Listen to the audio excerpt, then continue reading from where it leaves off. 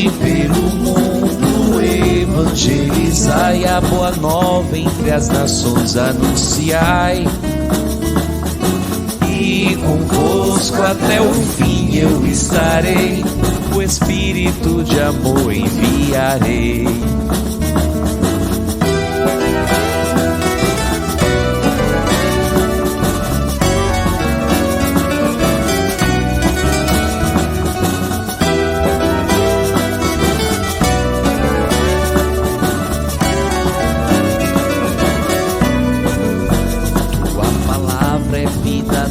É alimento, fortalece meus dias, faz brotar o amor, germinar a semente que na igreja se plantou, cultivar a igualdade, faz os dons florescer.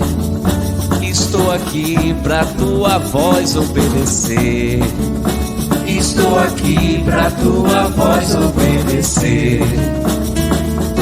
Ide pelo mundo, evangelizai a boa nova entre as nações, anunciai. E convosco até o fim eu estarei, o Espírito de amor enviarei. Ide pelo mundo, evangelizai a boa nova entre as nações, anunciai. E convosco até o fim eu estarei, o Espírito de amor enviarei.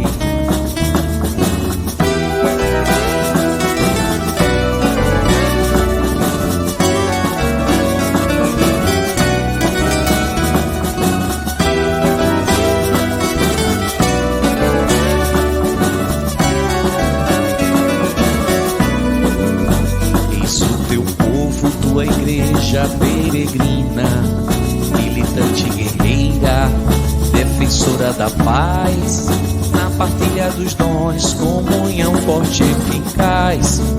Nessa barca de Pedro, corre o tempo fugaz, preservar o amor, desafio que se faz. Preservar o amor, desafio que se faz. Ide pelo mundo, evangelizai a boa nova entre as nações, anunciai. E convosco até o fim eu estarei, o Espírito de amor enviarei. Ide pelo mundo, evangelizai a boa nova entre as nações, anunciai. E convosco até o fim eu estarei, o Espírito de amor enviarei.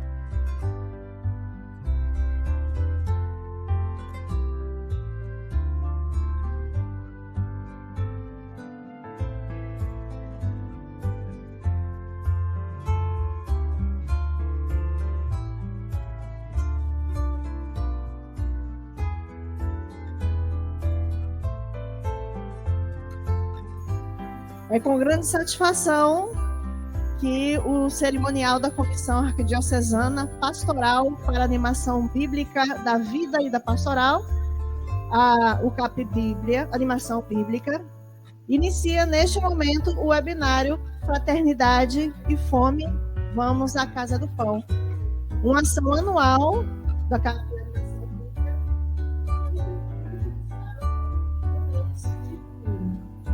Hoje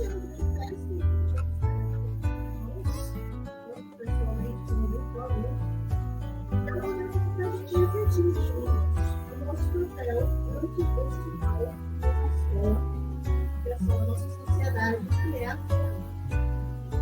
E nesse projeto, nós temos como privilégio de ter um espaço que foi inaugurado durante o Congresso Internacional e um chamado para nos apropriarmos, nos apropriar e acolher os nossos filhos, irmãos e irmãos que necessitam de nós.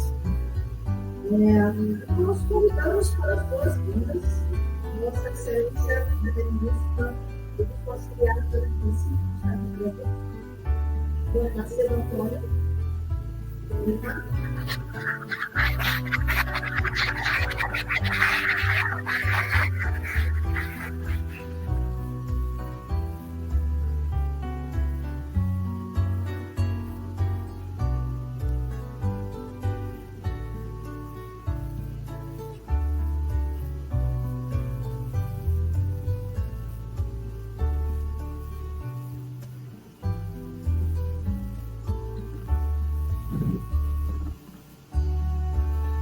Então, nós chamamos também para compor a mesa nessa manhã de Edson André Ramos.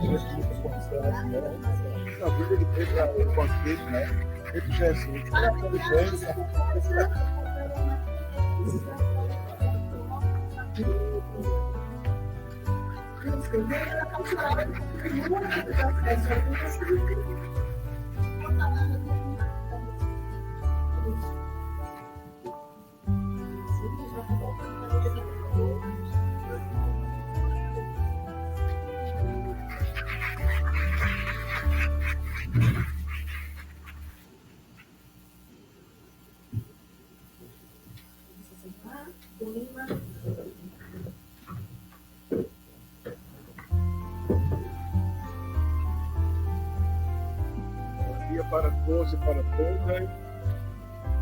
É uma alegria grande estarmos aqui reunidos hoje.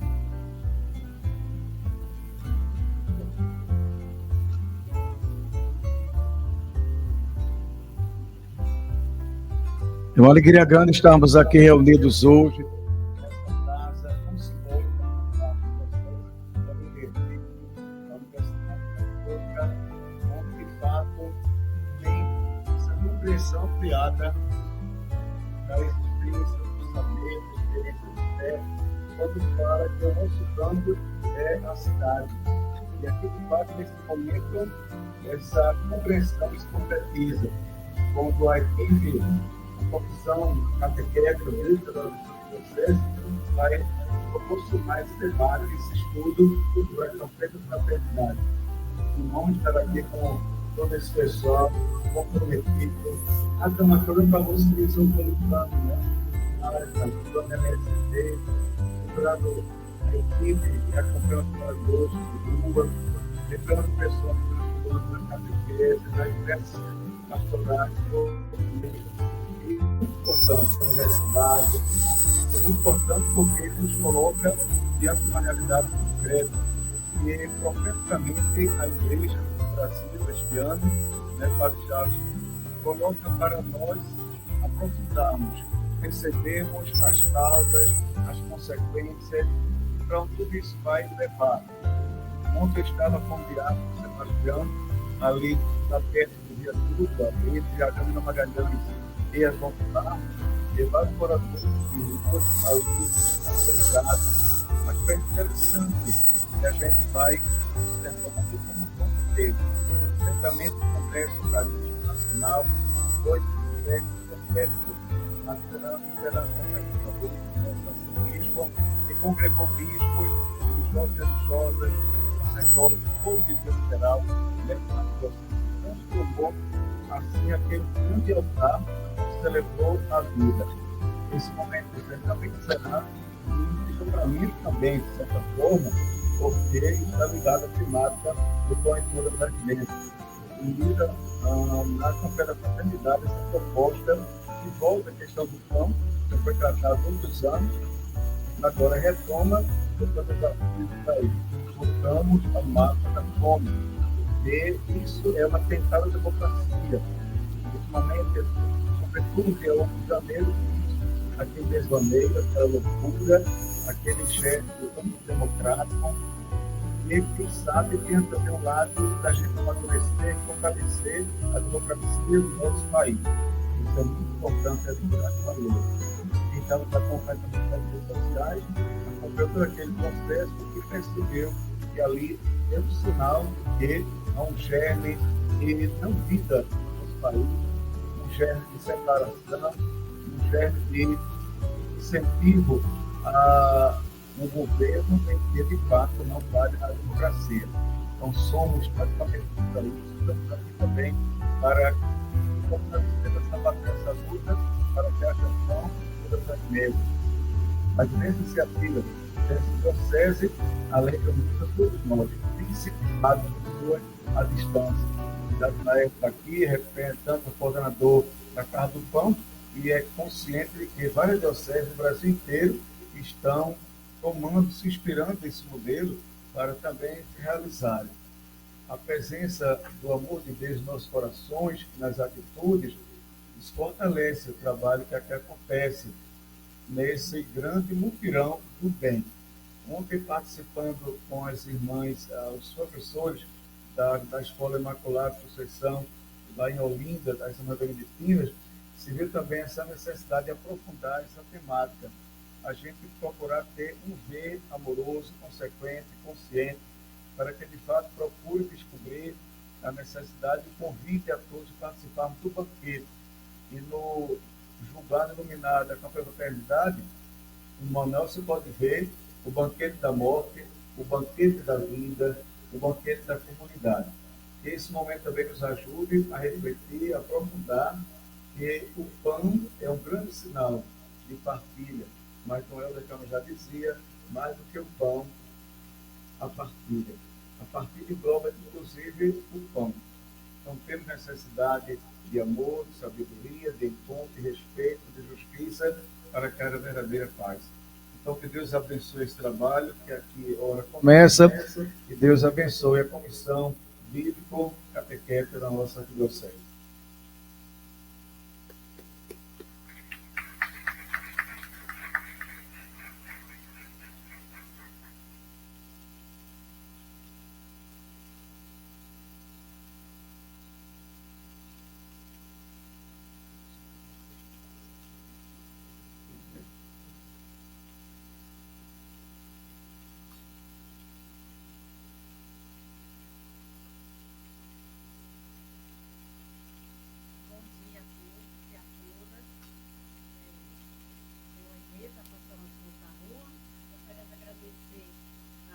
Coordenação da Pastoral da Diocese de Olinda e Recife pelo convite, não coordenação, pelo convite de participar aqui dessa mediação, certo? Esse primeiro debate com o tema Fraternidade e Fome, um mapa no Brasil.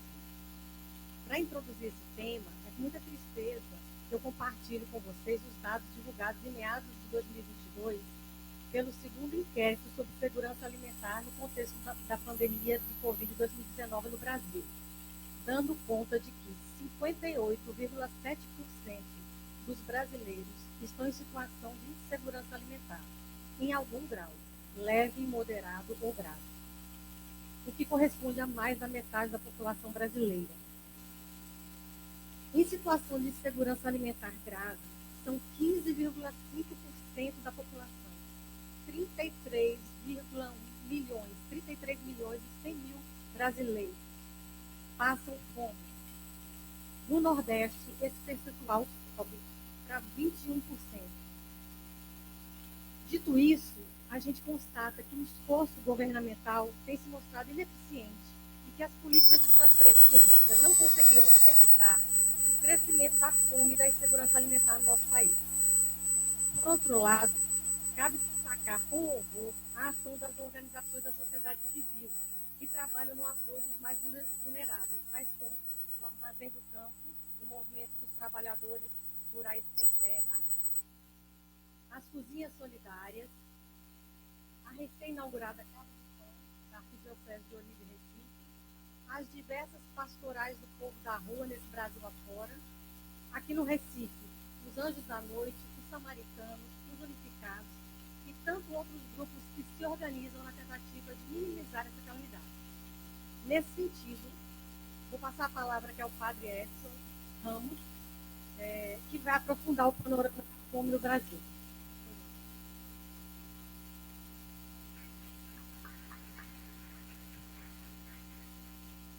Vamos ouvir. Isso. Bom dia.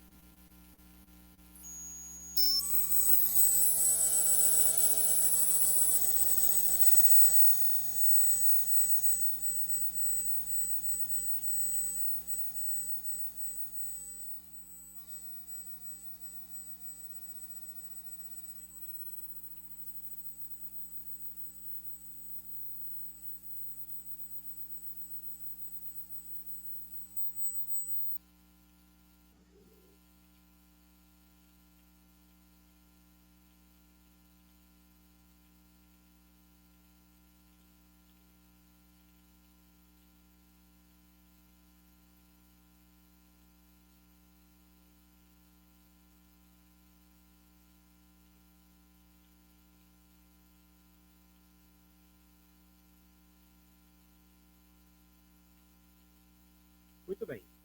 Podemos ir, se alguém for ajudando aí. Eu penso que devemos partir sempre do pressuposto e tentar, de alguma maneira, conceituar a fome. O que é a fome? O que é a fome? E aí, a fome é um instinto natural colocado pelo Criador nas criaturas. No ser humano, além da fome de comida, existem outras fomes, fome de dignidade, fome de cultura, fome de saber, fome de conhecimento, fome de lazer, fome de Deus, fome e por aí vai.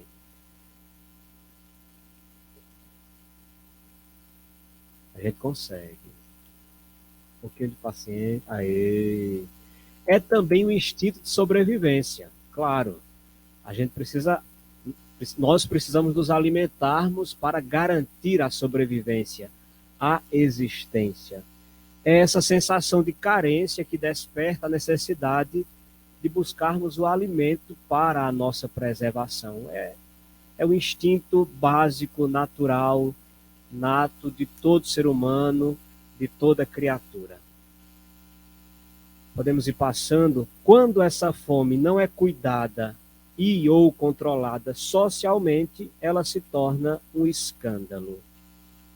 Quando a sociedade, de um modo geral, não cuida desta realidade natural dada pelo Criador, já é um escândalo por si só.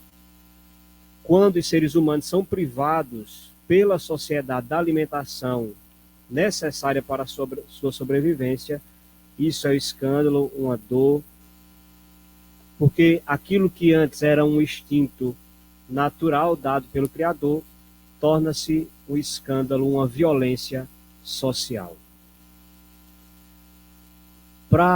Por que a igreja, de um modo geral, precisa lançar o olhar sobre a realidade da fome? Não deveria ser o governo, a Constituição, o governo federal, estadual, municipal? Por que a igreja lança um olhar? Porque a nossa prática inspira-se na prática do Mestre, né? Jesus foi aquele que primeiro nos deu exemplo. Ele não consegue, ele não dá conta de ser indiferente, ele não dá conta de não sentir compaixão. É tanto que o texto que ilumina o tema da campanha e o lema é justamente o texto da multiplicação dos pães, onde Jesus provoca os discípulos a sair de si e dar de comer à multidão que estava no deserto. Para os discípulos, a primeira iniciativa é despedir o povo. Não é conta nossa, Senhor. Vamos despedir porque a noite está chegando. Mas aí Jesus provoca, inquieta. É preciso que vocês deem de comer. Então, se o Mestre inspira, é dever de todos nós, cristãos, de modo especial católicos, olharmos com o olhar de Jesus para essa realidade da fome. Depois da atitude de Jesus, nenhum de nós podemos ser mais indiferentes.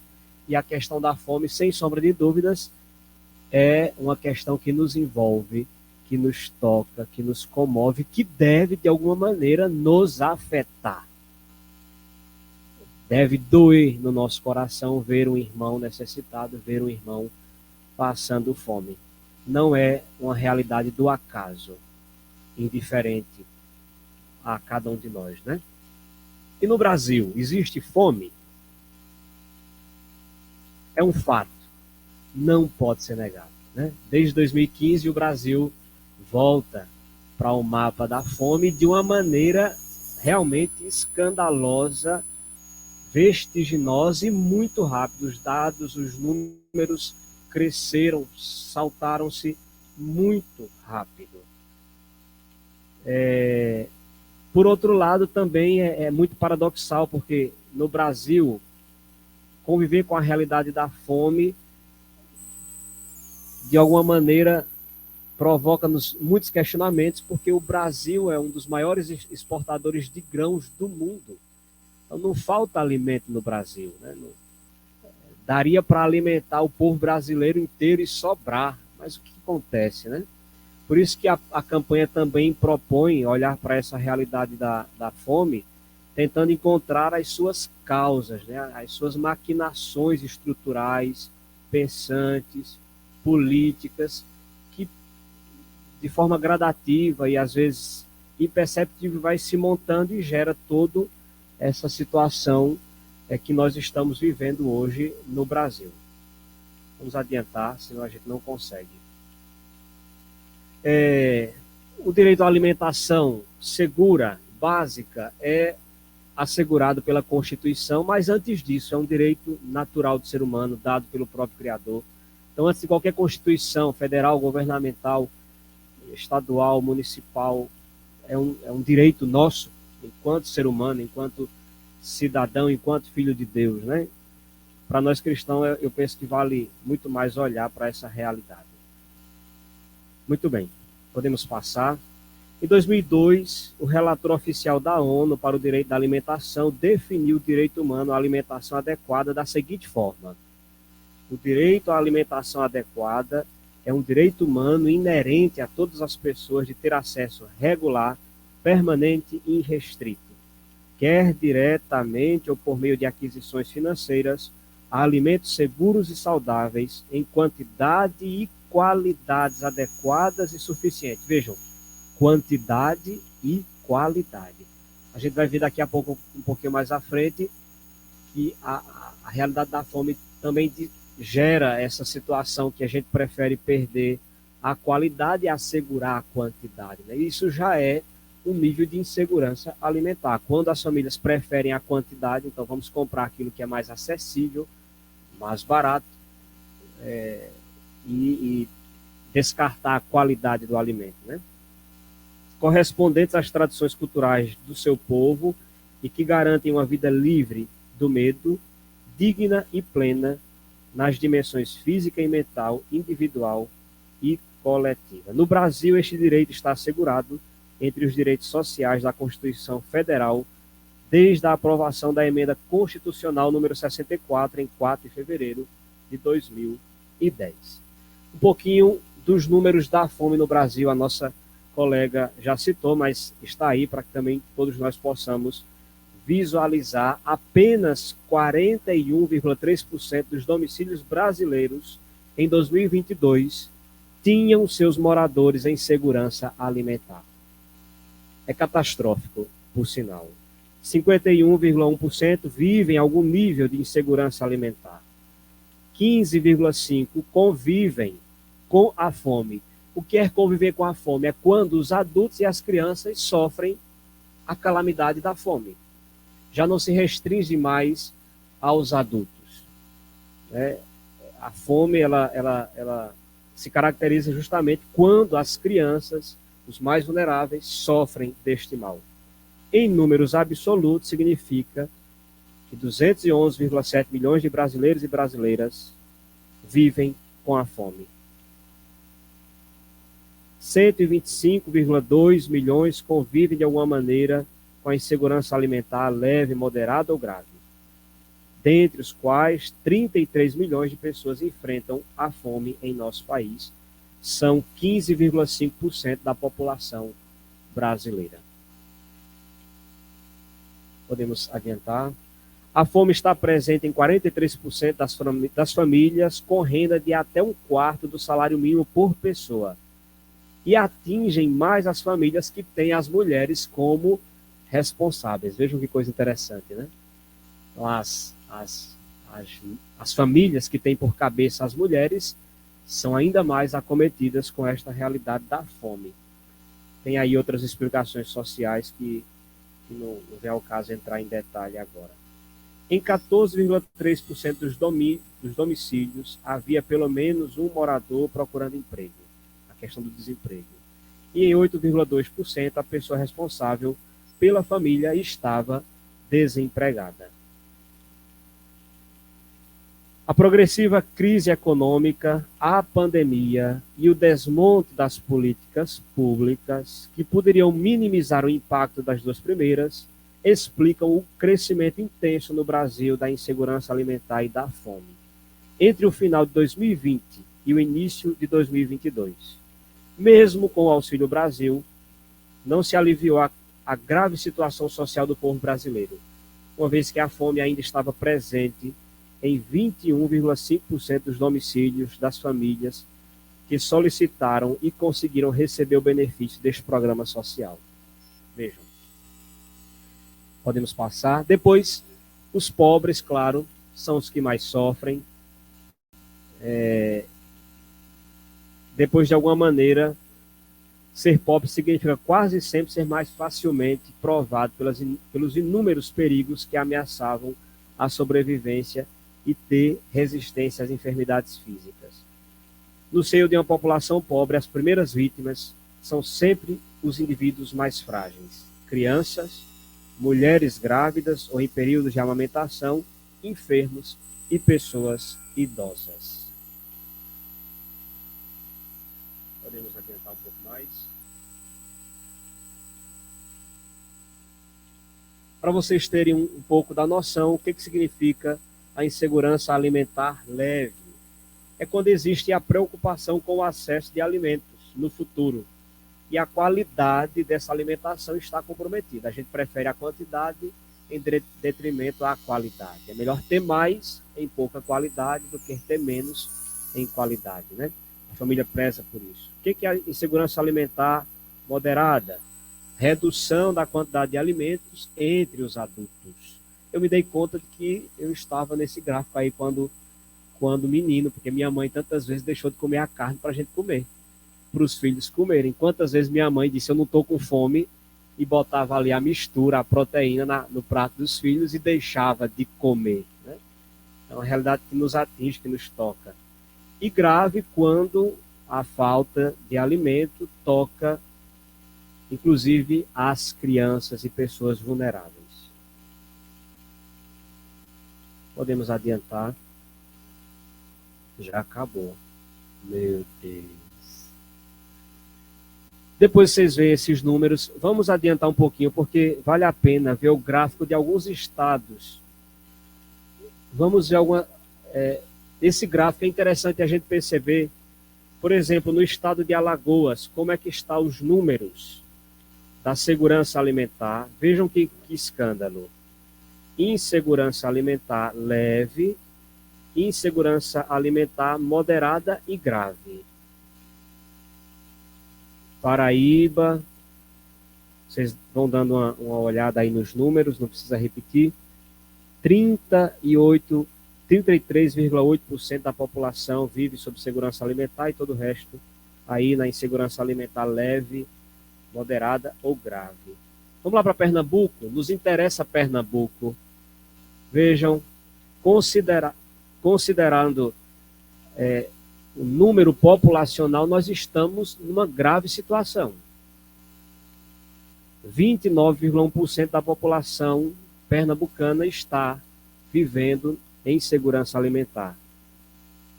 23,1% em segurança alimentar leve. 47,9% está vivendo a insegurança moderada ou grave. Metade da nossa população, praticamente pernambucana, sofre com a fome.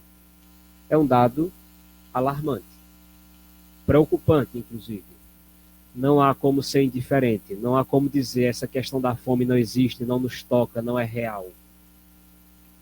Talvez lá no nosso presbitério, nas igrejas, entre coroinhas, ministros da palavra, ministros da Eucaristia, tenha famílias e pessoas vivendo essa realidade e nós desconhecemos. Vamos apenas citar algumas causas, porque o tempo já se esvai. Uma das primeiras causas, com certeza, é a estrutura fundiária. E, historicamente, todos nós sabemos, o processo de distribuição de terras no Brasil foi e continua sendo desigual. É muito nas mãos de pouco e pouco nas mãos de muito. Então, parte desse princípio, com certeza. Depois, o texto base também oferece dados interessantíssimos sobre esta questão da distribuição fundiária no Brasil e em outros continentes, em outros países. Vale a pena conferir. Uma política agrícola perversa. Perversa por quê? Porque os investimentos financeiros governamentais são destinados à agropecuária de grande escala e para exportação, enquanto que a agricultura familiar, que é aquela que mantém, que dá sustento, que mata a fome do povo brasileiro, não se existe investimento. Muito pelo contrário, tenta-se abafar, destruir. Então é um dado assim também muito preocupante e requer esforço político e governamental para que esta realidade também tome um novo rumo, né? Passando a questão do desemprego e do subemprego, por que está muito atrelado à questão da fome? Porque ter emprego é ter dignidade. Come quem tem salário. Depois tem outra questão muito, muito pontual, que é a questão do salário mínimo, né? Não é que falta alimento, falta condições, poder de compra. Não é que o alimento está caro, é o salário mínimo que é mísero. É mínimo de fato. Né? O nosso poder de aquisição é estranho demais. Então, essa questão do desemprego e do subemprego também dilacera a questão da fome no Brasil. Depois, salários baixos, acabei de falar. Pode aí, quando as pessoas, os seres humanos, se tornam somente os meios, e mais nessa estrutura capitalista que a gente vive, em que a meta final é sempre o lucro, então as pessoas têm pouco valor, né? Não se tem critérios para o tipo de trabalho, para a dignidade do salário, para as horas de trabalho. Tudo isso é muito condicionado ao fim, ao lucro, à meta. As pessoas são tratadas novamente como as novas maneiras de escravidão que a gente tanto fala hoje, né? Mercadoria, exatamente. Por fim, acho que é isso. Vamos lá. Comportamentos morais lamentáveis. A busca egoísta do dinheiro. Eu acho que isso nos toca, pessoalmente falando, né? Saindo dessa estrutura macro e pensando em cada um, na estrutura micro, isso nos toca. A busca egoísta do dinheiro, o poder e da imagem pública, a perca do sentido do serviço à comunidade e a corrupção sobre as mais diversas formas. Se nós questionarmos o nosso modelo e o nosso estilo de vida, nós vamos nos dar conta que dentro da nossa casa a gente desperdiça muito alimento. A gente compra demais material descartável. A gente produz toneladas e toneladas de lixo. Que para onde vai se escoar tanta coisa? Pessoalmente falando, dentro do nosso quarto, se a gente parar uma semana para observar, a gente vai se dar conta de que nós somos extremamente acumuladores, desperdiçamos muita coisa, estragamos muita coisa e isso deve nos tocar. O consumismo, né? Aqui vem na linha do consumismo, né, Dona Macedo? Exacerbado. Estamos terminando.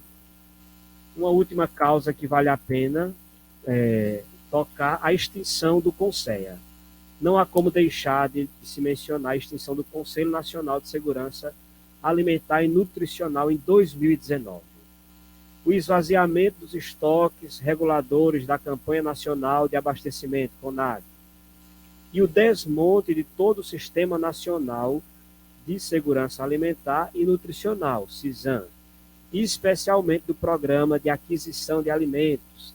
Esse programa, ele na sua origem, ele tinha a intenção de adquirir alimentos da agricultura familiar, básica, enfim, e do Programa Nacional de Alimentação Escolar, que faziam com que o alimento saudável produzido pela agricultura familiar chegasse à mesa dos pobres, das escolas e das demais instituições do Estado. Isso, portanto, são algumas das causas assim mais preponderantes da fome no cenário brasileiro.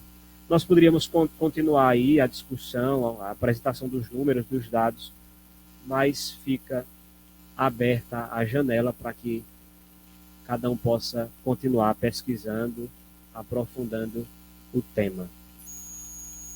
Eu penso que é isso. Obrigado.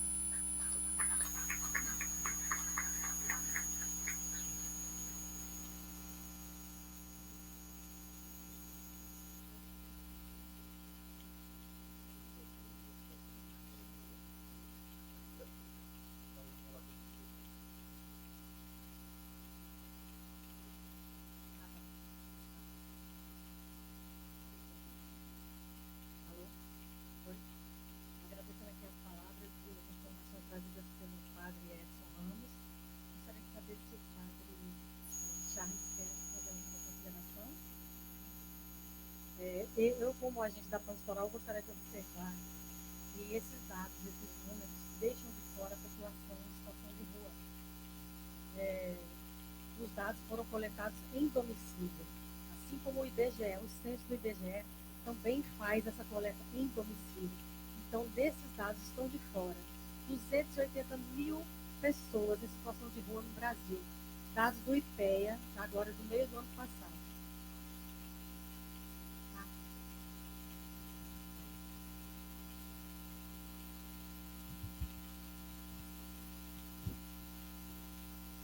Então, como eu estava falando, esses dados deixam de fora 280 mil pessoas que estão em situação de rua, uma vez que a metodologia adotada foi a coleta de informações de domicílios brasileiros. Foram 12.700 domicílios em 577 municípios dos 26 estados e do Distrito Federal. O censo do IBGE também deixa essa injustiça, deixando de fora a contagem e as informações da população em situação de rua. No ano passado, iniciou o censo da população de rua pela Universidade Federal Rural de Pernambuco, em conjunto com a Prefeitura do Recife. Então, nós teremos dados para que as políticas públicas sejam mais efetivas para esse segmento da sociedade. E eu gostaria de passar a palavra agora ao senhor Paulo Mansan, que é coordenador do projeto Mãos Solidárias e também das hortas e roçados e agentes populares de saúde, doutor em agroecologia pela Universidade Rural de Pernambuco, assentado da Reforma Agrária em Moreno e assessor nacional da Pastoral da Juventude Rural. A palavra.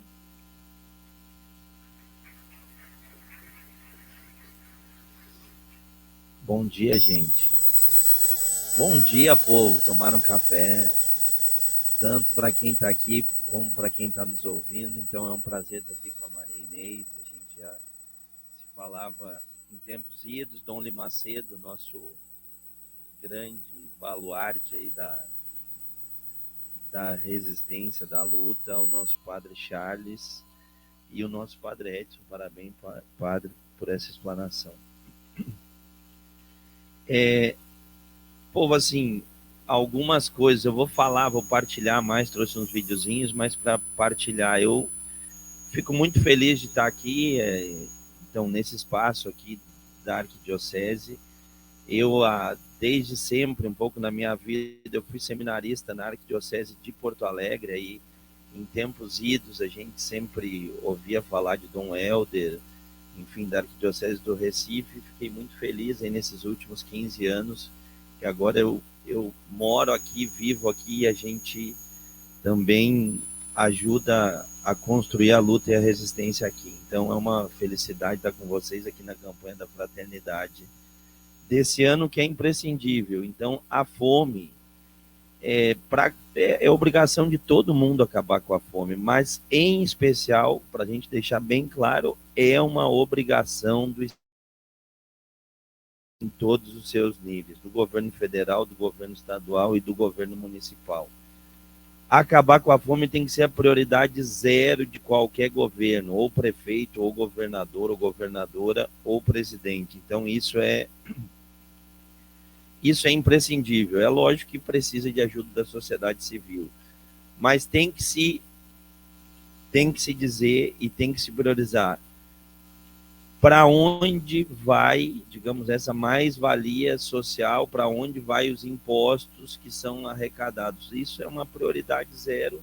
Tem que priorizar, ou vai para pagar juro da dívida externa, ou vai para dar lucro para banco, ou vai para resolver a fome, que aí o padre já trouxe vários elementos. A gente produz muito alimento. Produz, só que o nosso alimento produzido, ele é commodity, é vendido na bolsa e é mandado para a China ou para a Europa, que é a soja, que é o milho. Então, quem produz alimento é a agricultura familiar, são os assentados, e são esses que têm que ser potencializados. Mas eu comecei falando que eu ouvia falar do Recife, porque por mais que seja um jargão, e eu acho que a campanha da fraternidade traz aquela palavra de Dom Helder, assim, que a gente sempre cita, quem vem das pastorais sociais. Então, que me parece que ela: quando dou comida aos pobres, me chamam de santo. Mas quando pergunto por que eles passam fome, por que eles estão na rua, por que eles estão nesses 33 milhões, aí é comunista. E esse comunista que agora todo mundo fala: não, vamos virar um comunismo. Então virou jargão um pouco essa palavra. O pessoal às vezes nem sabe do que está falando. Mas o fato é que nós temos que descobrir as causas da fome. E isso, aí nós temos aqui, que aí Pernambuco também nos brinda, nós temos Josué de Castro, que já vem estudando isso, estudou e nos deu a base. Então, desse mapa da fome, a gente já sabe quais são as causas. Agora nós estamos ainda no ver, né? Ver, julgar e agir, mas nós temos que conseguir resolver esses problemas. Então, mais ainda no geral, mais algumas dicas ou algumas reflexões que a gente vem fazendo e acumulando antes de eu entrar no meu específico. Bom, a gente dizia, a riqueza do futuro vai ser a água, a riqueza do futuro é a terra, a riqueza do futuro, que eu acho que vai desregular, e o que vai dar soberania aos países e aos povos, é a produção de alimento para alimentar as populações. E isso precisa de terra e precisa de água. E aí, que alimentos nós vamos produzir? Vem a primeira pergunta. Ou alimentos para nós exportarmos e ser só mais um número na bolsa de valores para dar lucro, ou alimento que venha para a mesa do povo brasileiro. E esse alimento não é o agronegócio, que está fomentando garimpo ilegal nos Yanomamis. Esse alimento, quem produz é a agricultura familiar camponesa, são os pequenos agricultores que estão aqui em Vitória, Moreno, Glória de Goitá, Pombos, e por aí vai, são os pequenos agricultores que estão para o sertão, que estão produzindo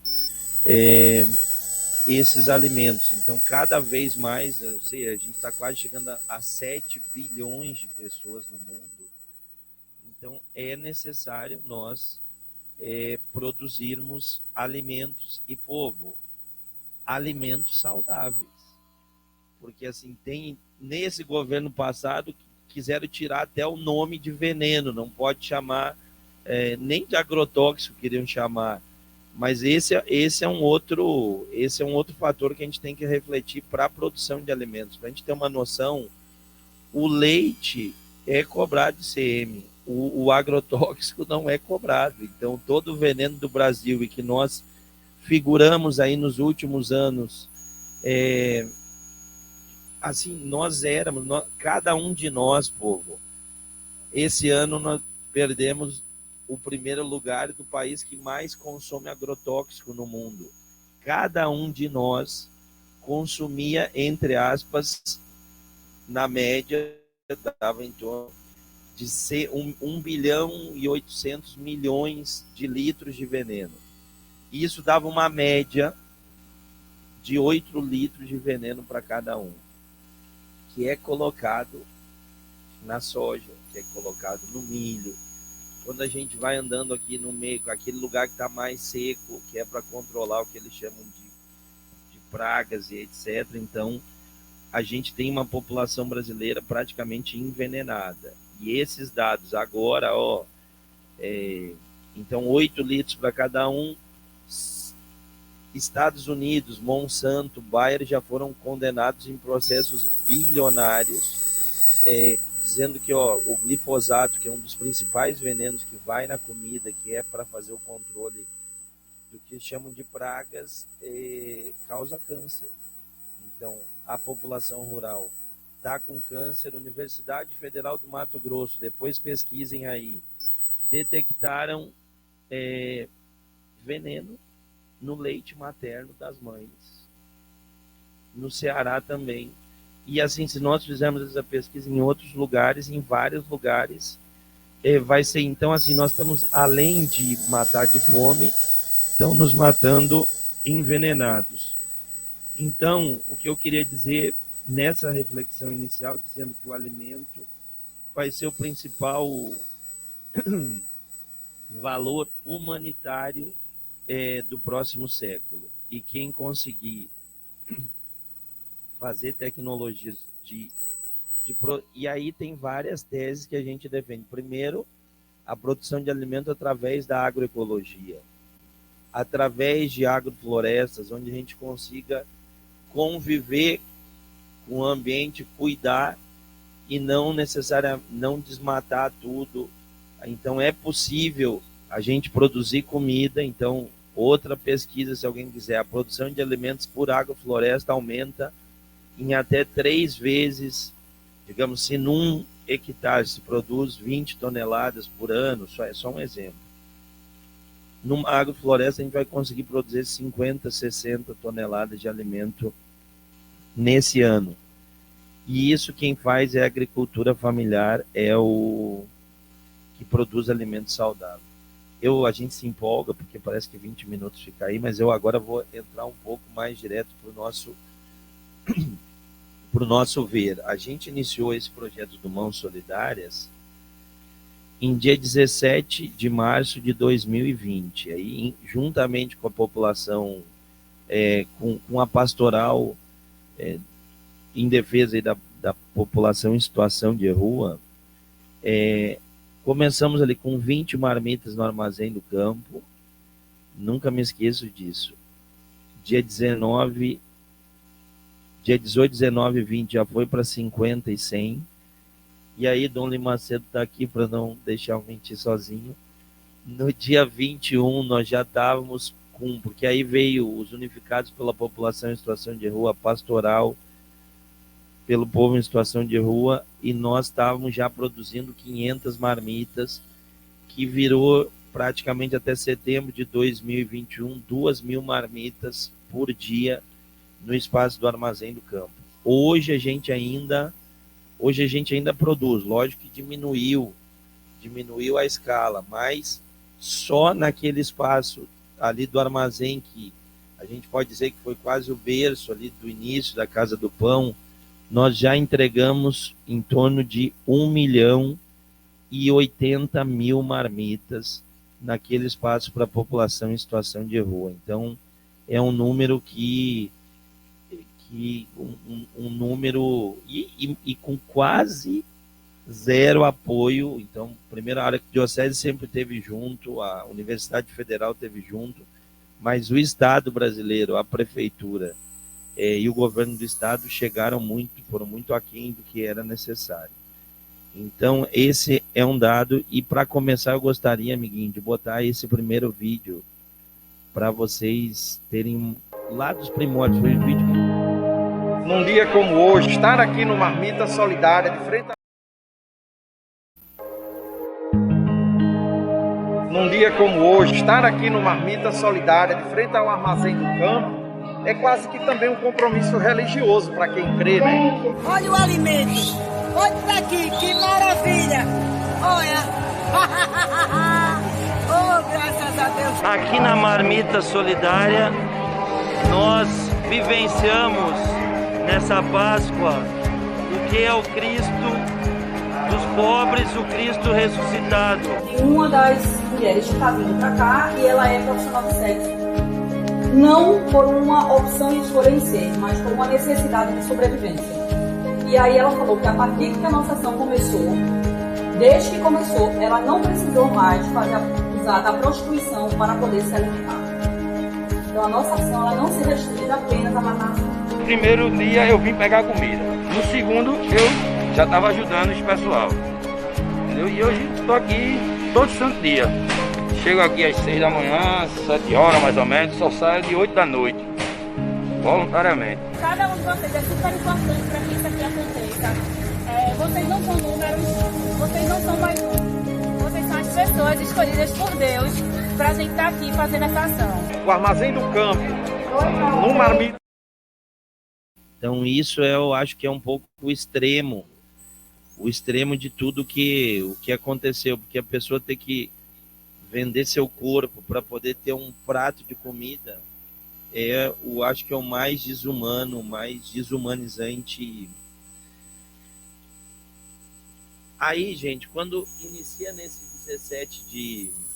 17 de março, e aí nós fomos mapeando, porque nós construímos esse processo. Agora, o interessante é que, pelo Unificados, também todos os grupos que foram citados aqui, Anjos da Noite, Samaritanos, a gente conseguiu somar numa ação unificada, que foi esse início do Marmita. E nós fazemos ronda, entendeu? A gente produzia lá, servia café, almoço e janta, e distribuímos. Ainda tem, porque os números depois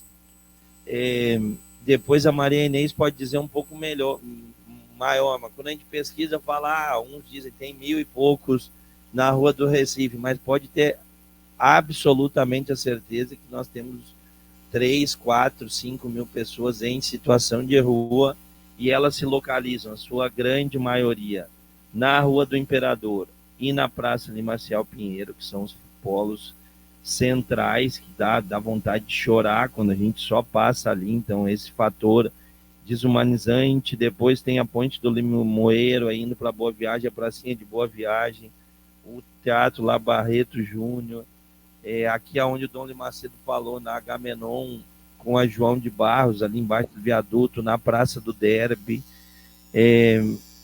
em Olinda, na Praça do Carmo. Depois a gente passava na Ibiribeiras, íamos lá para o viaduto de Piedade, mas o fato é que é uma população que ela tá bem espalhada e são muitas pessoas que estão em situação de rua. Aí entrando, o padre trouxe os números nacionais, mas entrando um pouco nessa nossa realidade daqui, que infelizmente no censo, como a população de rua, se não for um trabalho voltado para ali, ela não entra no censo normal, porque não tem domicílio, aí ela teoricamente não existe. Por isso que são imprescindíveis essas ações direcionadas para nós acharmos e sabermos realmente quem está na rua. Mas, assim, falando do observatório ali, do Boletim de Desigualdade Social, Observatório Metrópole, que é tocado pela irmã aqui da Católica, pela PUC do Rio Grande do Sul, dizia que a região metropolitana do Recife, ela tinha uma renda per capita de R$ 831. O problema dessa renda per capita é que ela faz uma média. Então, estamos eu e o Dom Limacedo aqui. Eu tenho 2 laranjas, o Dom Limacedo não tem nenhuma. Na média, cada um tem uma laranja. Só que aí eu tô mais gordinho assim, porque eu comi as 2 e o Dom Limacedo não comeu nenhuma. Viram que ele tá mais magrinho, não é verdade? Então, gente, esse número da média per capita, isso não serve para a gente entender as desigualdades. Aí depois, quando vai descendo nos números, que aí o padre também nos trouxe um pouco, Recife é a capital, entre as pobres, a mais pobre.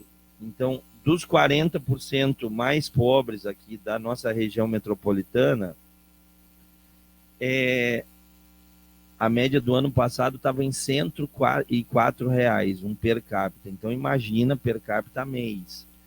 Imagina como é que alguém vive com R$ 104, que lá atrás ainda, quando se fazia um pouco o mapa da fome, aí tinha a situação pobre, extremamente pobre e o miserável. O miserável que tinha que viver com menos de $1 por dia, e $1 ainda agora daria quase 200. Então, por R$ 104, gente, é alguém que não... Quando a gente vai em qualquer restaurante aí, é isso que se gasta para uma refeição. E a pessoa vive... Então, para a gente ter uma noção, 104 em o ano passado, sendo que 2019 era R$ 155, aí veio a pandemia. Nem todas as mazelas do Brasil são culpa do Bolsonaro, a grande parte, mas teve a pandemia no meio, aí caiu a renda para 91, e esse ano R$ 104. Então, faz com que a região metropolitana do Recife seja a mais pobre do Brasil. E, gente, nós andamos. Será que vai conseguir passar algum videozinho aí? Tenta de novo esse aí agora, que depois senão vai passar meu tempo, eu vou passar.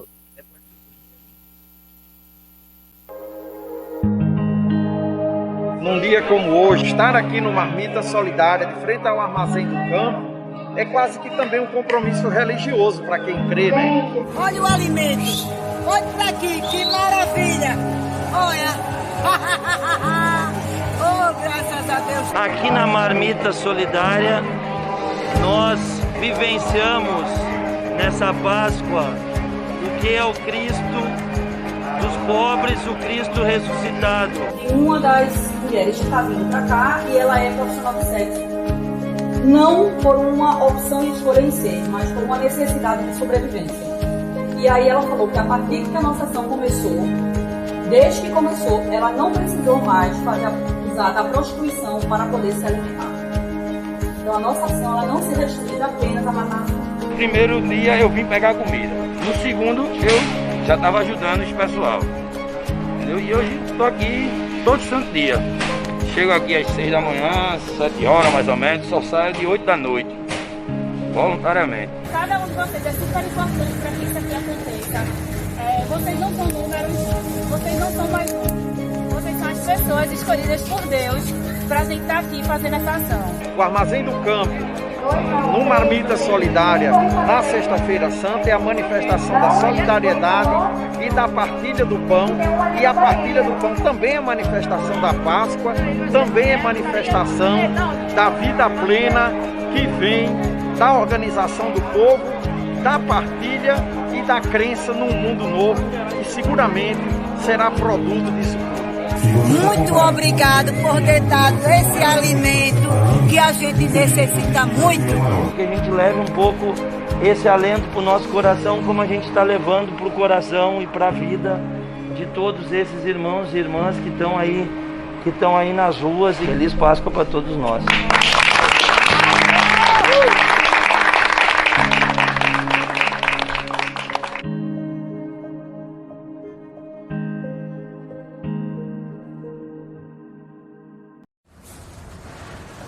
Então inauguramos hoje a nossa assessoria jurídica popular,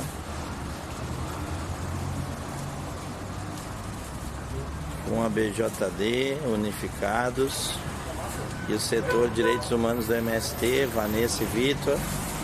Estamos na luta. 30 segundos, mas aí é bem na frente da Casa do Pão que a gente estava fazendo há 3 anos atrás, antes da Casa do Pão existir. Então, para vocês terem uma noção, por essa ação só do Solidária de Assessoria Jurídica, nós conseguimos fazer que mais de 1.000 pessoas tiveram acesso ao auxílio emergencial. E o grande problema do povo eram vários, né? Não tinha registro de nascimento, não tinha isso, mas o grande problema da época é que o povo não tinha telefone para receber um código da Caixa.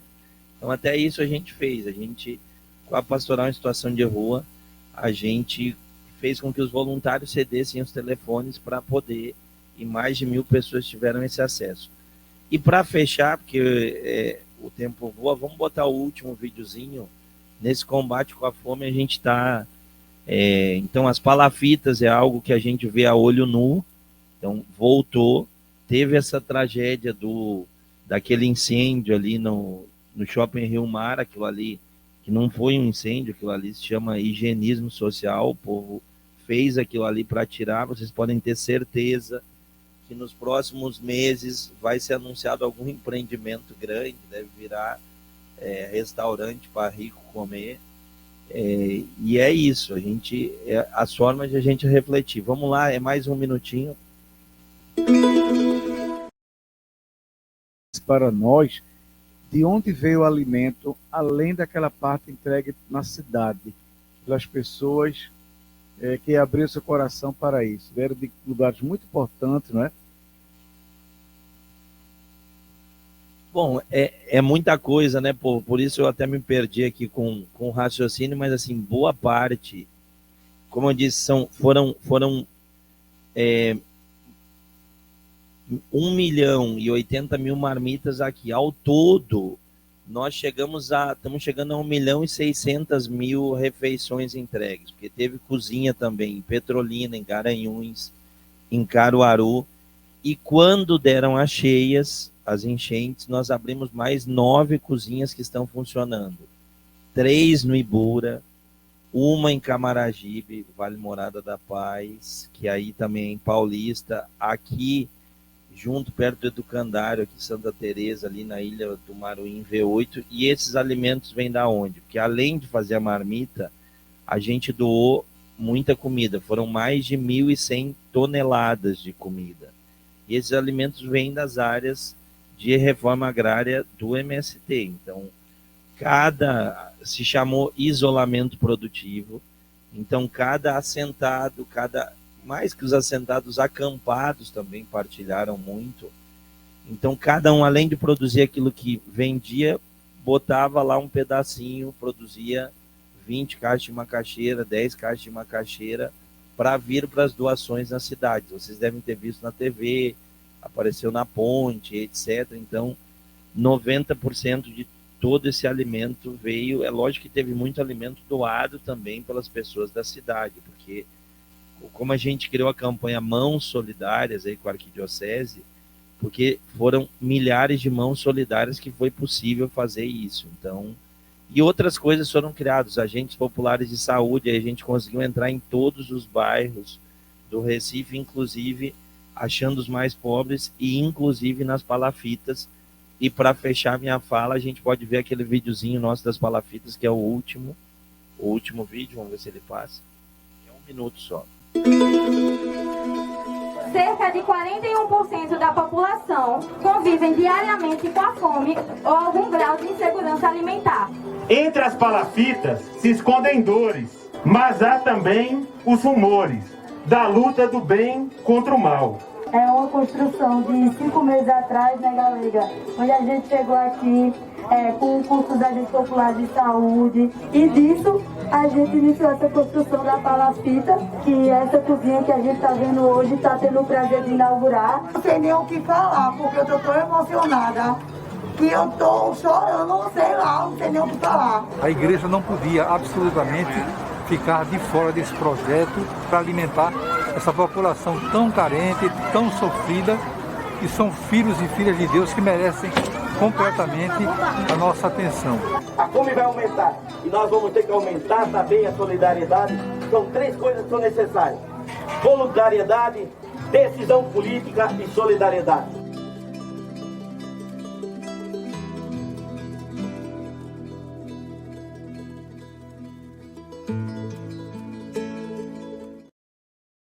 Tem que sentir a dor desses nossos irmãos. Não tem, a gente não pode passar.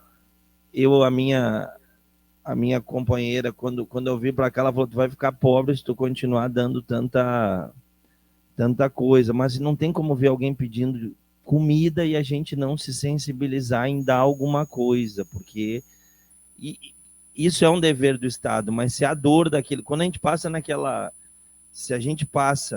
naquela Rua do Imperador e o nosso coração não chora, é porque nós temos algum problema. Nós não somos cristãos e nós não acreditamos no mesmo Jesus Cristo. Porque aquilo ali tem que nos doer cada vez. Por isso a importância da Casa do Pão naquele lugar. Ali é um lugar muito importante, mas a nossa luta é agora, com novos ares aí. Nós temos que pressionar o governo para resolver o problema da população em situação de rua. E o problema da população em situação de rua se resolve com casa e trabalho. O que eles, pelo cuidado, e aí fechando mesmo agora, Inês, eles falam: ô doutor, ô doutora, eu não quero comida, eu quero um emprego. O povo quer trabalhar, gente. Assim, é lógico que em todos os lugares tem pessoas que se aproveitam da situação, mas 99% quer trabalhar.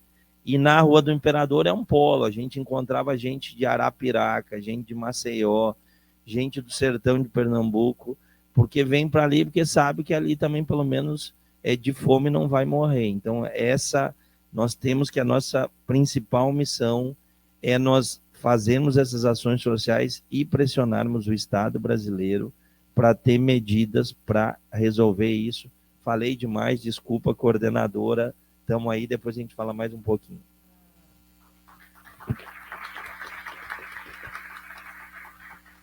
Falou bem, então a gente não se cansa de ouvir. Muito obrigada, Paulo. Não sei se o Adelson coletou algumas perguntas, alguém quer fazer algum questionamento, alguma colocação, se for possível fazer por escrito, não é isso? Fazer por escrito e a gente vai aguardar aqui. Alguém já tem alguma questão? Pois não, o Padre Charles vai falar um pouquinho. Bom dia a todos. O que o Paulo trouxe para a gente aqui em Recife é uma coisa de fato muito importante, principalmente se tratando de que a dimensão da fome não se limita apenas ao prato de comida, mas a outras circunstâncias.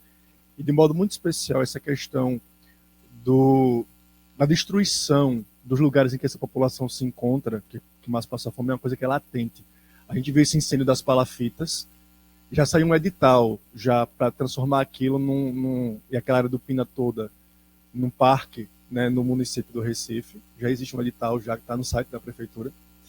E atualmente lá quem conhece um pouquinho a questão da Igreja do Pilar, lá no centro do Recife, né, tem lá no Recife Antigo, existe uma área em que começaram um processo de escavação arqueológica. Está parada há mais de um ano.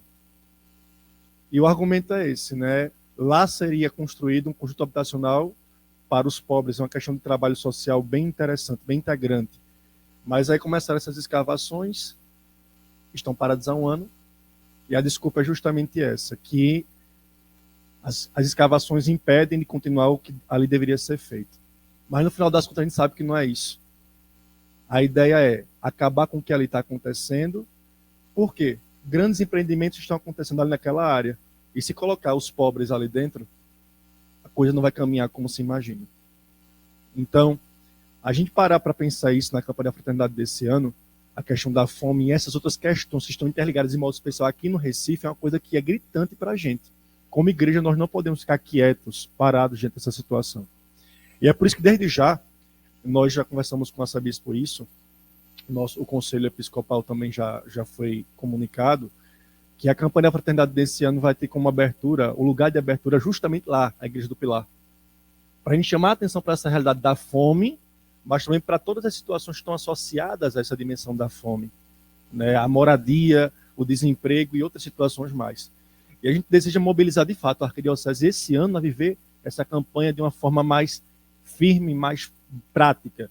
Tanto é que nesse ano a campanha vai ser aberta não só em nível arquidiocesano, mas também dos vicariatos, para que a gente motive os vicariatos, e também todas as paróquias da arquidiocese. Então, a gente desde já convida vocês, no dia 22, quarta-feira de cinzas, a abertura da CF lá na Igreja do Pilar, a partir das 14 horas, mas também, como eu falei, todos os vicariatos e paróquias nós vamos fazer essa abertura. Dia 24 nos vicariatos e dia 26 em todas as 150 paróquias da arquidiocese, para motivar esse trabalho de reflexão sobre as motivações da fome na nossa realidade aqui da arquidiocese, mas também para que a gente possa sair da reflexão para a prática. Porque a gente não pode, como o Paulo falava, enxergar isso acontecendo e não fazer nada. A gente vai estar negando completamente aquilo que a gente professa, a fé da gente. Então, é isso que desde já a gente quer, como coordenação pastoral, motivar todos nós a trabalharmos nisso. Muito obrigado.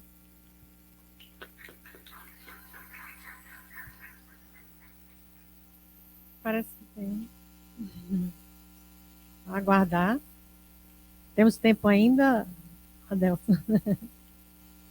É?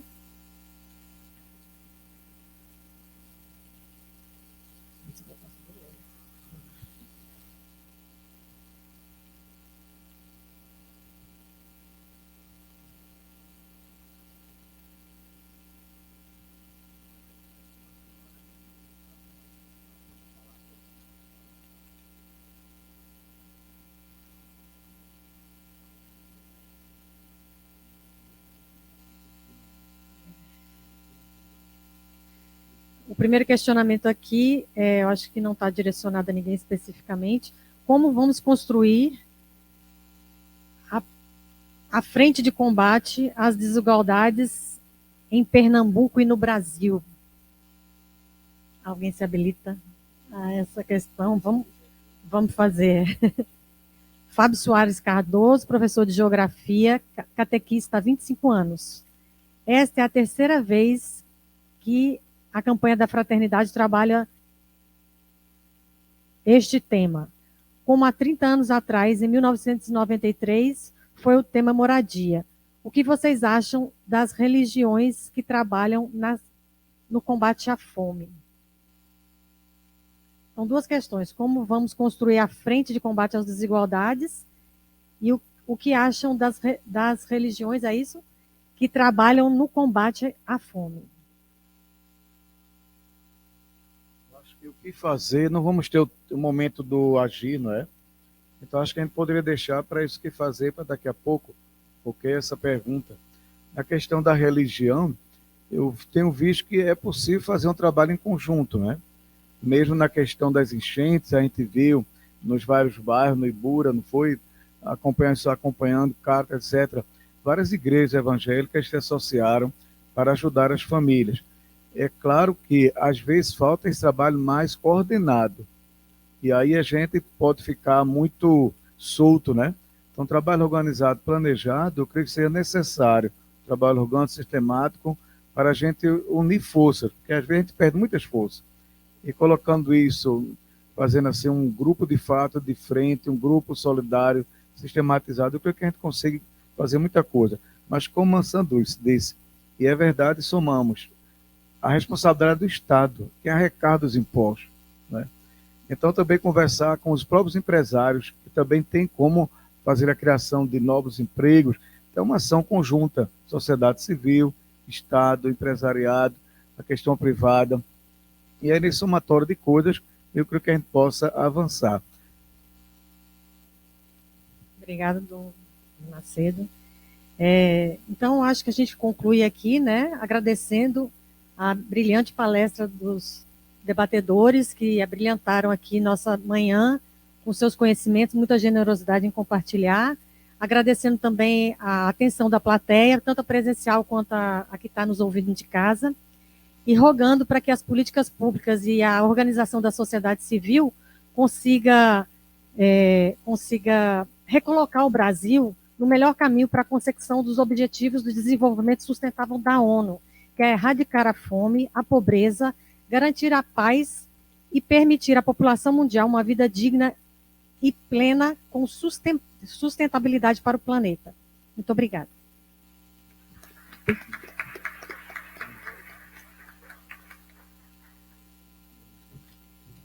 Marmita Solidária, um grande sonho, uma grande realização. Já chegamos às 600 mil quentinhas que tem saciado a fome de tantas pessoas.